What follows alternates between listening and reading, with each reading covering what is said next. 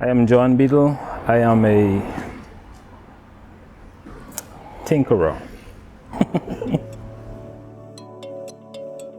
Training a painter, the fluidity of some of the things I've been trying to do. As a printmaker, shoots carving reliefs. Everything I've done is recognizing the similarities and recognizing the differences and playing with those similarities and playing with the differences. Like paper and wood, it's no difference, the same material basically. Now, do I draw on wood? Yeah, I draw on wood, but I just draw on wood with different sets of tools.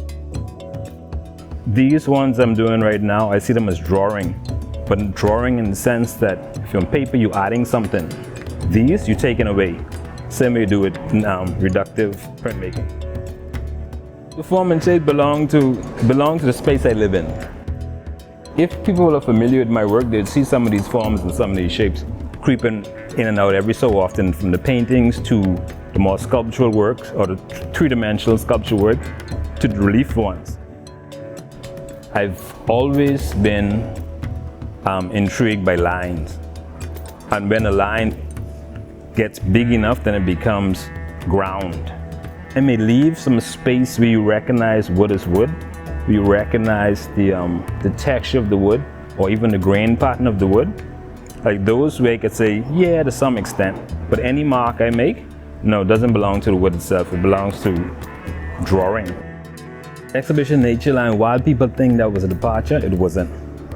There was some work I did before, it was basically framed, window frames I found, and to animate the space, I used twigs, basically the same thing I use in Nature's Line, to animate the space and draw a line, a material line in space.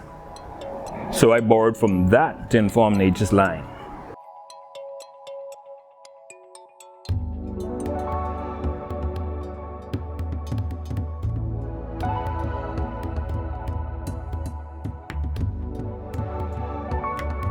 For my work, I go around in circles.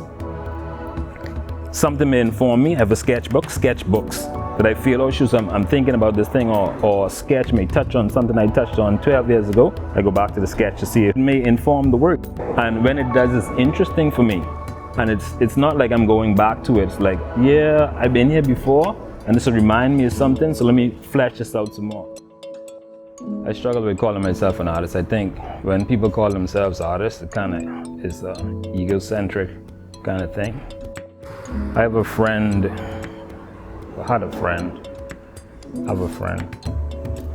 who believes that to be called an artist is basically to be called an angel or something above everyone else.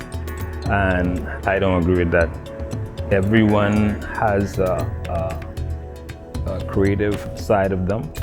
Some people, because of their training or because of their whatever, decide to call themselves an artist. And I struggle with the notion of giving myself that name as a way to separate me from some other people who have less skill. Way back when I first started, my grandfather's fear was that I wouldn't be able to take care of myself or make a living doing fine art, because the time he grew up in, there was not many artists around here. That's what I wanted to do, so I started doing it. Sustainability as far as longevity, me being able to do the work, never the fear of that.